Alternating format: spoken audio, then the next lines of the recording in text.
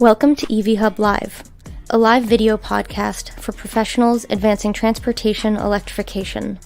To find out more about the show, visit atlasevhub.com/live. On today's episode, we'll be talking about critical minerals for electric vehicle batteries and what it would take to create a closed-loop mineral system through battery chemistry changes, energy density improvements, recycling, and other solutions. Joining me today is Klock-McCook, Principal of Carbon-Free Transportation at RMI, as well as Daan Walter, Principal of RMI's Strategy Team. and Daan have both worked on recent research from RMI on this topic, including a report released last month called The Battery Mineral Loop, The Path from Extraction to Circularity. And I'm Nicole Lepre, Senior Policy Analyst at Atlas Public Policy, and I'll be your host today. Hello, and as a recorded version of me said a moment ago, welcome to EV Hub Live. Today we'll be talking about electric vehicle battery minerals and what it would take to achieve a closed battery mineral loop. And I'm joined by and Daan from RMI, both of whom have worked on recent research on this topic. So welcome and Daan, and let's jump right in. So let's start with some definitions. Can you tell us what we mean by a battery mineral loop or circular system, and why is this important right now? Either of you can take it. So I think when zooming out, the transport system, so at the moment it's just a linear supply chain, right? So it's basically, we take oil out of the ground, we put it into cars, we burn it, lose it, turns into CO2, global warming that comes with it. And then we, at the end of the year, need to do the whole story over again. Batteries and battery minerals allow us to recycle the contents that actually go in. So we take the minerals out of the ground, but at the end of we put it in a battery. But at the end of the life of a battery, we can recycle it and put it back into the supply chain. And so this circle, that's what we call the battery mineral loop, and that's what makes it so unique and distinct from the transport system that we have today. Awesome, thank you. So I was reading the report, and something that struck me was that it's really optimistic about our ability to achieve a closed-loop system. And so I want to pull up a chart from the report that shows net lithium demand, and it shows that forecasted out to 2040. And what it also shows is how much lower that demand could be if certain things happen, such as changes in chemistry, density improvements, and recycling. So I'm hoping you can talk about this chart and more generally talk about some of the reasons for the optimism in the report. Well, let's start with that second part. What reasons for optimism? Maybe it starts with the story that is up to 2023 that is shown on this chart. So up till now, we actually have already seen a significant reduction in battery minerals compared to what expectations were in, say, 2015, 16, 17, when we saw battery mineral forecasts. And that was largely driven by, that change is largely driven by that chemistry change just happened quite quickly. And that led to a reduction in mineral demand. On top of that, batteries became denser. Even within a chemistry group, we just needed fewer minerals to make a battery. And recycling already ramped up. Very few people have a good understanding of this, but already the majority of batteries get recycled at end of life today. And so when you add those two up, you actually see that nickel and cobalt demand today would have probably been at more than two times as much as we have if it were not for these three levers. And similarly, if we look at lithium demand, at least 60 or 70% more if we wouldn't have had these three levers kick in. And this is in an environment where everyone has been relatively pessimistic of what has been happening to recycling and changes in mineral demand. And so looking forward, as we see these changes pan out, and that's what we show on the chart on the left here, the naive view is to just think, without solutions, battery demand going from 1 terawatt hour to about 12 in 2050 means just times 12 in mineral demand as well. But that's not at all the case, because you have these additional things coming in. You have chemistry change will continue to evolve, density will continue to improve, and recycling will continue to ramp up. And so when you actually start adding those things up, you get that area on the left-hand side, those three areas, where you actually see quite clearly that we're not going towards like just a regular S-curve growth, but we're actually going to see a peak in mineral demand. And we see this mineral peak in lithium in 2038, but also for nickel and cobalt already actually much earlier in the early 2030s, we would see a peak. And on the right-hand side, we look at the full solution set, which I'm sure we're going to get back to. If you actually sort of start taking all of this very seriously, efficiency and circularity and innovation, you can push this peak much, much lower than it actually would be under the continued trend, and actually get a peak that lies in less than a decade from now.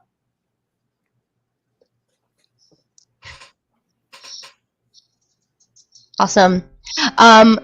So kind of segueing into what we're just talking about. So the report really nicely summarizes 6 things that need to happen, 6 solutions to manage the rapid mineral demand growth and eventually achieve a closed loop system. So I want to pull up that image from the report and just have you kind of briefly tell us about the 6 solutions, and comment on any as you feel fit. Yeah, we're standing on the shoulders of giants here for sure. This is the layout that Amory Lovins a couple of years ago created, which is basically showing that mineral mining is one of 7 solutions. There are actually 6 things you can do beyond mineral mining to curb battery mineral demand. The first 2 we already saw in the previous bit I discussed, which is just changing your chemistries. Of course, the current shift that we're seeing from MSC into LFP batteries is one of those big shifts where all of a sudden nickel and cobalt demand drops. Higher energy density, just packing more within one battery can improve unit mineral demand. That's really innovation, like sort of lab innovation, technical innovation of the battery.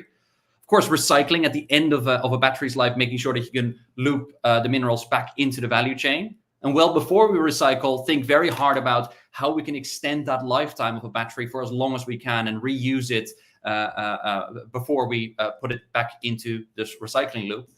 But it doesn't stop there. There are 2 larger levers. If we, of course, zoom out, why do we need batteries in the first place? We need them to drive cars. So if we make our cars more efficient, we need smaller batteries in a car and therefore fewer minerals. And then if we zoom out 1 level more, why do we need cars in the first place? It is to get from A to B. And so if we go for a more efficient mobility system, you can, for instance, have a bus instead of 40, 50 cars driving around. You can have 1 bus driving around with comparatively then a much smaller battery and therefore less mineral demand. So these 6 really span the solution space of battery mineral demand production. And to us, I think what we try to do is we've seen many bits of great research on all of these 6. And what we try to do in this report is, I think for the first time on a global level, put them all together and see if we put all these puzzle pieces together and add them up and have the compounding effects between them, where do we actually end up? And that's where we end up with peak mineral demand in a decade and net zero mineral demand in the 2040s. Yeah, and one other comment I'd like to make here as well is, these 6 are framed around efficient use of the minerals, which is obviously key to get the most out of every gram that we take out of the earth. But the last 2 in particular, efficient vehicles and efficient mobility, these really go beyond that to more efficiency in the mobility system overall, right? And that has implications not just on the mineral side, but also on the energy side, right? We can more easily, for example, fuel our transportation with renewables and do it cost effectively if we're moving people and vehicles around more efficiently. So while it absolutely helps with the minerals, it also plays into mobility more broadly and the energy transition overall. Awesome, thank you. So zooming in for a moment on recycling, since that gets a lot of attention and discussion in the EV space.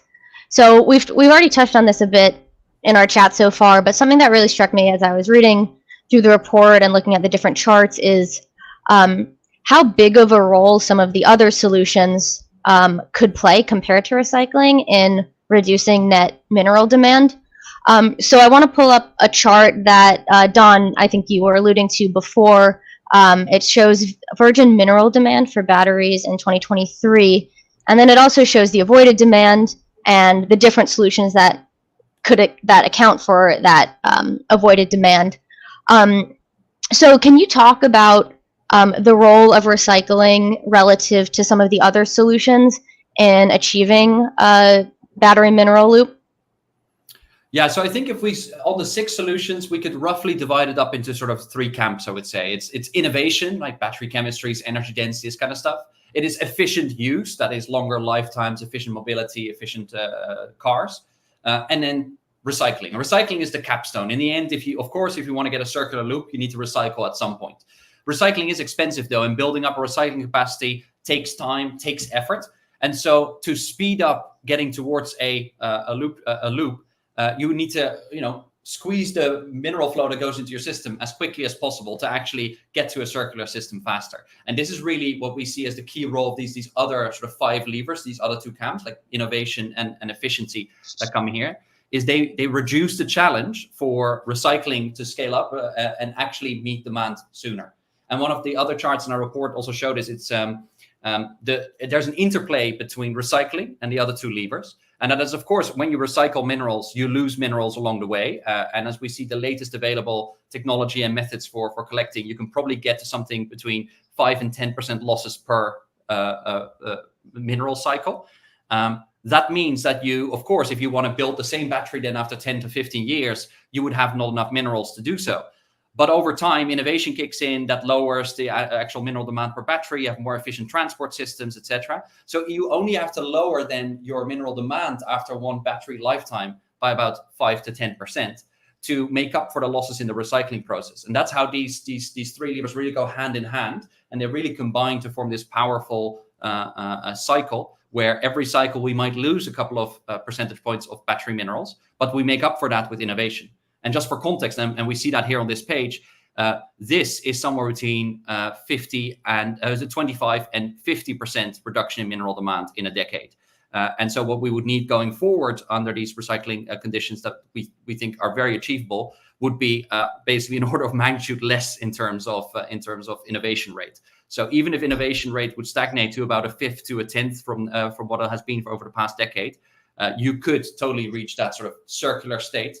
Obviously, there's no such thing as a perpetual motion machine. Eventually, you'll run out of steam, but it comes pretty damn close to a 2-to-1, as you can probably go for dozens of cycles before you actually run out of steam. I think another important thing to point out as it relates to recycling, like in the chart you're just showing, it looks like a relatively small piece of the total puzzle, but the impacts of recycling are offset by the lifetime of the battery, right? So the batteries being produced today won't be recycled for 10 or 15 years down the road. Well, in 10 or 15 years, demand is going to be a lot higher because hopefully we have a lot more EVs on the road. And so it will take a while for recycling to catch up. But then when we start to get closer towards equilibrium, when most of the vehicles are electric and those batteries are being retired at a constant rate, that's when recycling really can kick in and meet a very substantial portion of the overall demand. So kind of reinforce Dan's point, over the next 10, 15 years, there's going to have to be responsible extraction with robust recycling. And then kind of as we get into the 2040s is when recycling will really be able to meet substantial parts of the total mineral demand. Awesome. So continuing on the topic of recycling, so RMI released some other research back in June about how to make recycling profitable. And that research defines and talks about triple bottom line accounting. Can you tell us what that is? Yeah, absolutely. So triple bottom line accounting is a approach that's been around for several decades now that attempts to value people and planet along with profit. And so when you're using this approach, you're not just considering the dollars and cents in the traditional sense, but also what are the impacts to the environment, good or bad? What are the impacts to society, good or bad? And there's lots of examples of different kinds of organizations using this philosophy. They range, they're as diverse as Microsoft, Patagonia, major car companies. Also lots of governments use this, like right up the street from me in Fort Collins, Colorado, for example. They routinely apply triple bottom line approach to their investment decisions. When it comes to batteries and recycling and how that compares to mining, what our research found was that the potential benefits of battery recycling when it comes to reduced water use, reduced land use, the jobs that it creates, the economic activity that come from those jobs. All of this stacks up to quite a significant return. In fact, it can be up to 2.5 times more value than just the basic balance sheet. And maybe to put it in a little bit different terms, if we think of it on a per ton basis for lithium, for example, recycled materials provide $164 more per ton than direct lithium extraction, or $700 per ton more than hard rock mining. So it can be very significant when we think about the millions and millions of tons that are going to be needed here. And so then, Nicole, you asked about the profitability question when it comes to battery recycling. Today I would say battery recycling is in a tenuous financial position. It faces challenges because of small scale, immaturity overall in the processes and industry, and also a lot of impact from the volatile metal markets. Right, we've seen metal price swings dramatically over the last 18 to 24 months, and that really impacts the profitability of recyclers. So to make that better, it comes down to really two things. The first is that the industry itself has a lot of work to do to mature, to drive efficiency and optimize those processes, new technologies that can bring costs down and drive towards scale, which will also have big impacts.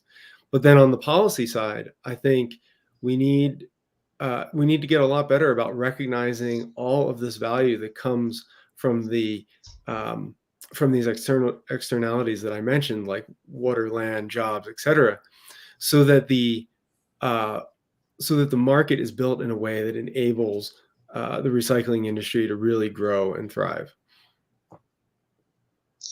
Awesome. Yeah, and you kind of touched on this, but I sort of want to ask it again, even if maybe you'll end up repeating yourself a little bit. But, because I think you hear about, accounting for the externalities and all these other benefits, and it's so appealing and so logical, and you want this to happen. So I think a lot of people are like, how can we make this happen? Are there any sort of policies that can help make this happen? Have we seen it in any other sectors? How does this actually maybe end up being used in battery recycling? Yeah, so I think kind of two buckets to point out there. One is more on the market side. So we can create financing tools that prioritize positive social and environmental impacts. So for example, green bonds, things like that. And then also the industry as a whole, and this touches on consumers, the automakers, and others. We need to create a clear brand and therefore demand around batteries that are made with responsibly sourced minerals. You can go to the grocery market and buy organic food, and you will pay a premium for that, but you know what you're getting, and people do that because that product is valuable to them. I think we need to figure out a way to create a similar demand signal in the battery market. On the policy side, this is where kind of the other side of the same coin, right?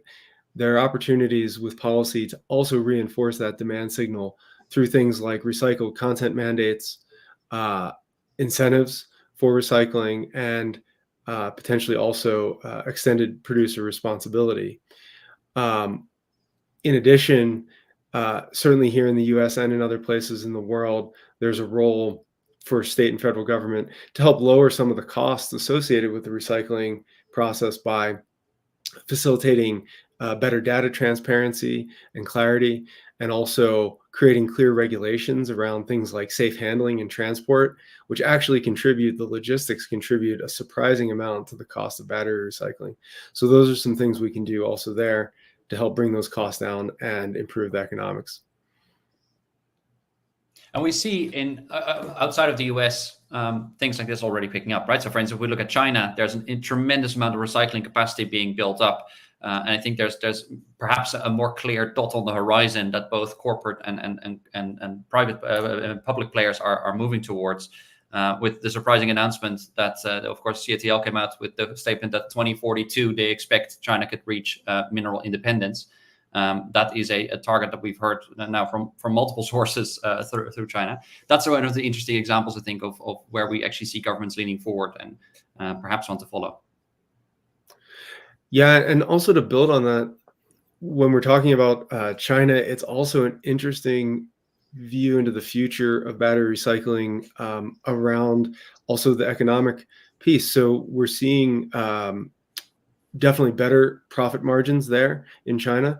I think there's two contributing factors. One is definitely the scale of operations there and the fact that a lot more end-of-life batteries are entering the recycling stream than we have in the US. So scale is a lot better. But also the business arrangements between the recyclers and the auto OEMs, I think, are a step further advanced. And that has created some business efficiencies as well that help bolster margins there as well. So, I view that actually as a positive, as kind of a window into the future of what absolutely is possible here, as long as we set the stage correctly to ensure that we can head in that direction. Awesome. And that gets into the next question, I think, nicely. So going back to those 6 solutions we talked about that we had on the screen earlier, can you talk about what sort of policy support is needed for those various solutions? And the report highlights that many of these are already underway, and we've talked about that a bit already. But are there any of the solutions that can you talk about the ones that are kind of already underway? Are there some that don't really need much policy support? They're going to happen already. Just kind of talk about that. Much is happening already, but everything can go faster. So the ones that we included under continued trends are continued chemistry improvements, continued energy density improvements, and recycling scaling up. All 3 of those we fully expect under current policies to scale in line with what we have in our current trend scenario. But all 3 can go much faster, and on top the other 3 can come in. There's a bit of a division of who, of course, is sort of a primary actor across these. Of course, innovation lies with the entrepreneurs. Right, so chemistry and energy density primarily lies with incentivizing entrepreneurs to to dig deeper, companies to dig deeper on R&D. Obviously, incentives, etc., there help a lot. But this is going very rapidly, and I would say out of the 3, this is what I personally worry the least about in terms of reaching the accelerated progress, accelerated trend scenario. Then recycling itself, that's, I think, EJ, I think, has the best framing there. It's like we're currently in sort of a precarious moment. Business cases are tricky, but we are seeing continued support, and we are seeing a lot of capacity ramp up. So we're in a moment, I would say, of peak confusion around battery recycling, where exactly it's going, right? We're seeing incredible ramp up of capacity at the same time. A lot of threats of actually, does the business case work at the moment? Can these companies actually pull through for the next 18 months? And then the third one is more efficient mobility and efficiency. That primarily, of course, lies with government setting targets, especially when we start thinking about mobility, bus services, metro services, this kind of stuff. And that's really, I think, one of the parts in general in the energy transition where we're a little bit stuck when it comes to the public side and the public procurement side of getting the transition unlocked and becoming more efficient. That's, I think, that's a part that's quite stuck at the moment. So I would say in terms of order of policy, where policymakers need to pay a lot of attention, continue on innovation. We're going in the right direction, but we can always go faster. Recycling, take that uncertainty out of the market. And I think EJ did a good job of describing what elements to follow there. And on the third bucket of efficiency, actually pull your finger out and get involved. There's not even close to enough happening here. There's so many free lunches out there that we're currently not actually eating. And that, I think, is the biggest untapped potential for policymakers. Awesome. Okay, so for this next question, I'm going to share 4 sort of fun facts or, interesting takeaways that stuck out to me when I was going through this research in no particular order. And then I'm hoping you guys can just if there's any that you identify that you want to comment on or elaborate on or highlight, please do. So the first one is, according to research from a consulting firm, Circular Energy Storage, 59% of all lithium-ion batteries were recycled globally in 2019, and more recent assessments suggest it could be as high as 90% today. And BNEF now estimates that global collection rates for lithium-ion batteries are about 60% or above for most sectors. So I thought that was really interesting. That's one option. Two, of the batteries that are collected and recycled, 80% to 95% of the minerals can be recovered with current recycling processes. Also interesting. This one I think we talked a bit about. China already requires a 100% collection rate for EV batteries. And in the US, nearly all states require 100% collection for lead acid batteries, what's in internal combustion engine vehicles. So 4 really interesting findings. Choose one and tell us more.